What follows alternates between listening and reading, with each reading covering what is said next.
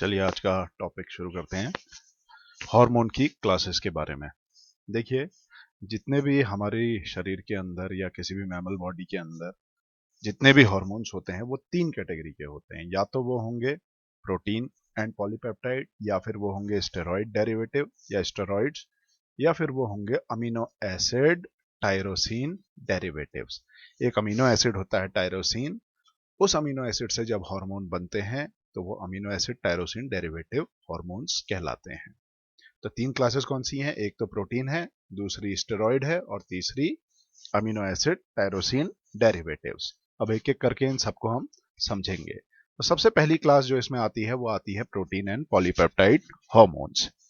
देखिए, जितने भी हार्मोन्स हमारे पास हैं उनमें से अधिकांश, जितने भी मैक्सिमम, मोस्ट ऑफ देम जितने भी हार्मोन्स होते हैं वो प्रोटीन एंड पॉलीपेप्टाइड कैटेगरी के होते हैं। अब सवाल यहां पर यह आता है कि प्रोटीन किसको बोला जाए और पॉलीपेप्टाइड किसको बोला जाए।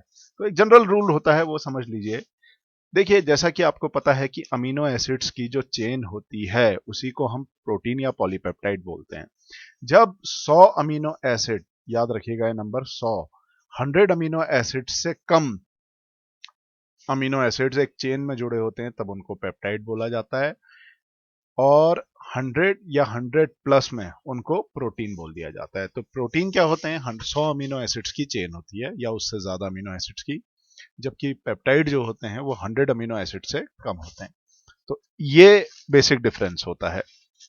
अब ये जितने भी प्रोटीन और पॉलीपेप्टाइड हार्मोन्स हैं, इनकी सिंथेसिस कहां पर होती है? इनकी सिंथेसिस होती है एंडोप्लाज्मिक रेटिकुलम के रफ पार्ट में, रफ एंडोप्लाज्मिक रेटिकुलम, याद रखिएगा, वेरी इंपॉर्टेंट।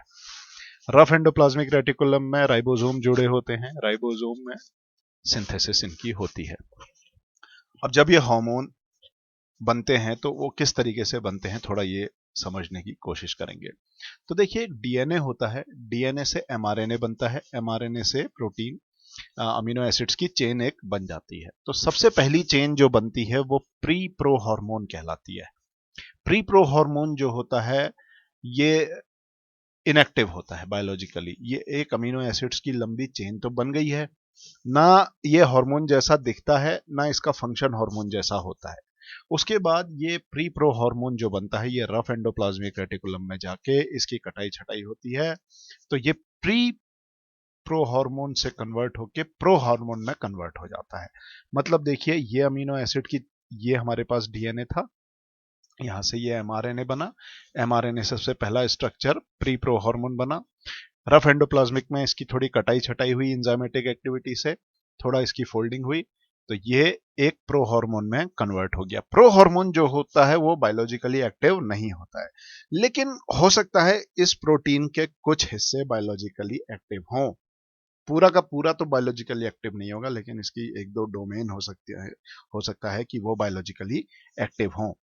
तो ये जो प्रो हार्मोन बनता है उसके बाद ये गोल्गी बॉडी में जाके ट्रांसफर होता है, एंडोप्लाज्मिक रेटिकुलम से ये गोल्गी बॉडीज में ट्रांसफर होता है। वहां इसकी पैकेजिंग होती है, छोटे छोटे मेम्ब्रेन के बुलबुले बनते हैं जिनके अंदर ये हार्मोन की अच्छी अच्छी तरीके से पैकेजिंग हो जाती है। इन बुलबुलों को वेसिकल्स बोला जाता है, याद रखिएगा। सेल के अंदर जो छोटे छोटे बुलबुले पाए जाते हैं वो वेसिकल्स होते हैं, उनके अंदर प्रोटीन भरा होता है। अब जिन वेसिकल्स के अंदर ये हार्मोन भरा रहेगा वो हार्मोनल वेसिकल्स कहलाएंगे, और ये काम गोल्गी बॉडी के अंदर होता है। जब ये गोल्गी एपरेटस में इनकी कटाई छटाई और फोल्डिंग अच्छी तरह हो जाती है तो ये हार्मोन में कन्वर्ट हो जाते हैं, और हार्मोन में कन्वर्ट होने के बाद ये जो हमारे पास ये वाला स्ट्रक्चर आया है ये बायोलॉजिकली एक्टिव होता है। अब ये अपना असर दिखाने को तैयार है। ये देखिए, मैंने यहाँ इस स्ट्रक्चर में, देखिएगा ये वाले स्ट्रक्चर में, इसमें मैंने एक सेल बनाया हुआ है। ये सेल का ब्लैक कलर का न्यूक्लियस है, और ये यही वेसिकल है जिसके अंदर हार्मोन भरा है। अब हार्मोन को अगर सेल से बाहर रिलीज होना है तो वो कैसे होगा?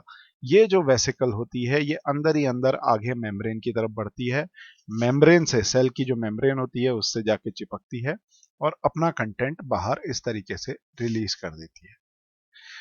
अब सवाल यहां पर ये सबसे बड़ा क्वेश्चन है कि वो कौन सी चीज है जो ट्रिगर करती है कि इस वेसिकल को इस मेम्ब्रेन से जाके चिपकना है और अपना सारा अंदर का मटेरियल बाहर ईसीएफ में रिलीज करना है।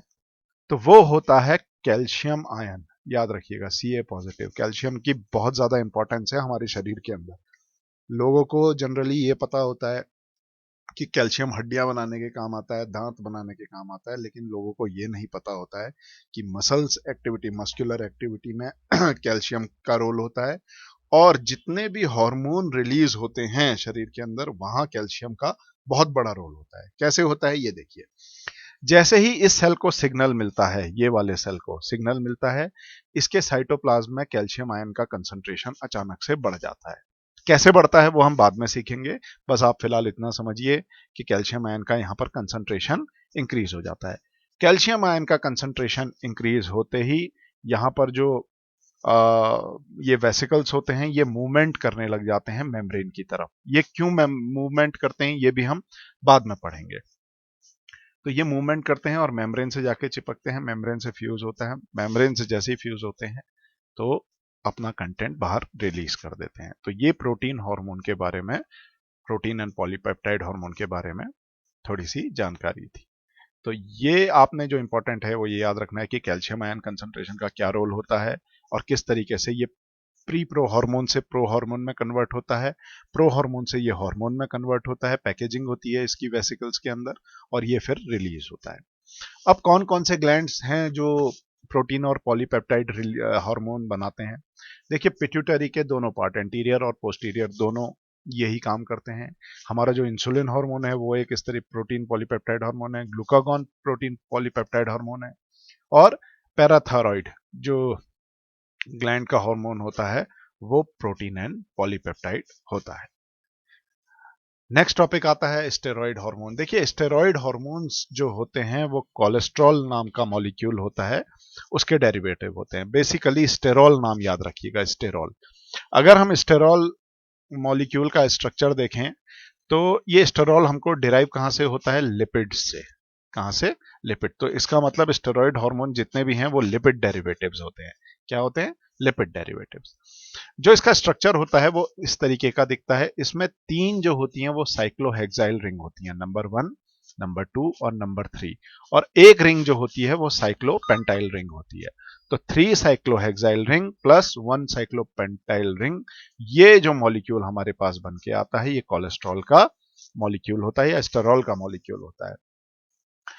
ये हार्मोन कभी भी स्टोर नहीं होते हैं, ये रिलीज होंगे और अपना काम करेंगे। इनमें स्टोरेज बहुत कम देखने को मिलती है। इन हार्मोन की खास बात क्या होती है कि ये लिपिड सॉल्युबल होते हैं। लिपिड सॉल्युबल होने की वजह से ये सेल मेम्ब्रेन के बैरियर को पार करके अंदर साइटोप्लाज्म में जा सकते हैं।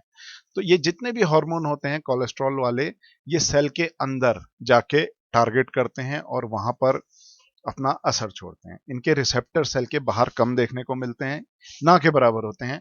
इनके ज्यादातर रिसेप्टर सेल्स के अंदर होते हैं। तो ये हार्मोन जो होगा ये लिपिड बैरियर को पार करेगा क्योंकि ये लिपिड सॉल्युबल है, और अंदर जाके अपने रिसेप्टर से जुड़ेगा और वहां अपना मैकेनिज्म शो करेगा।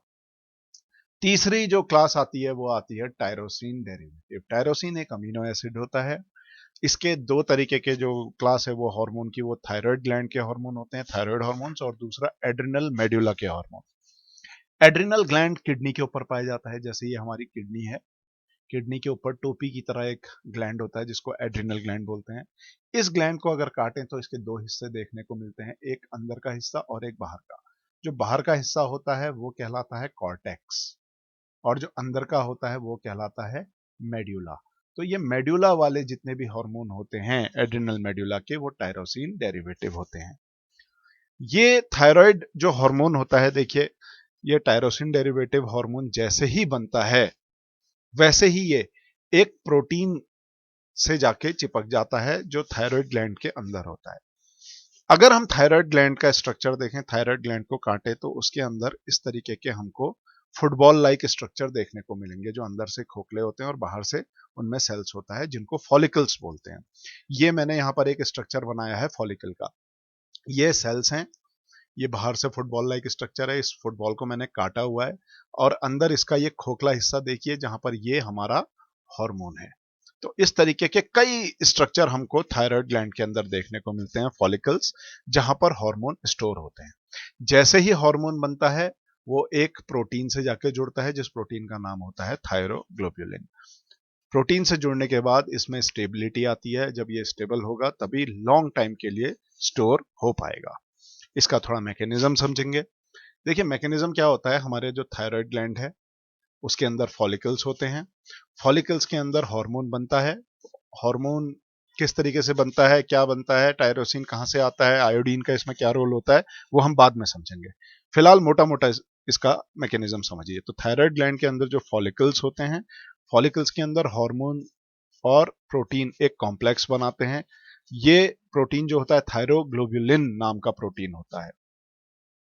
जब ये कॉम्प्लेक्स ग्लैंड के अंदर होता है तो वहां पर ये काफी लंबे समय तक स्टोर होता है। अब जब भी शरीर को इस हार्मोन की जरूरत होगी तो ये धीरे धीरे रिलीज होगा।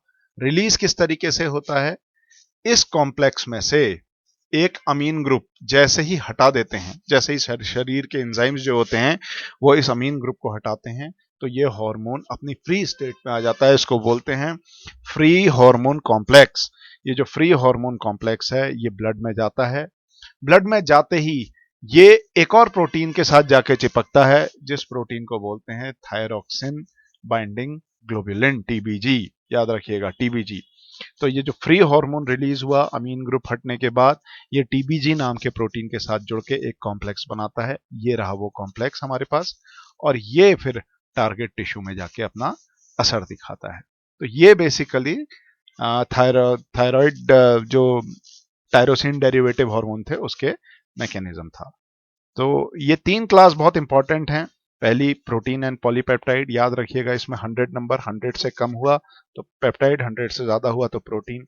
स्टेरॉइड में आप स्टेरॉल मॉलिक्यूल याद रखिएगा, जिसमें 3 साइक्लोहेक्साइल रिंग होती हैं। इस तरीके से हमारे पास स्ट्रक्चर होता है, और एक यहां पर साइक्लोपेंटाइल रिंग होती है। तो ये स्टेरॉइड का मॉलिक्यूल होता है।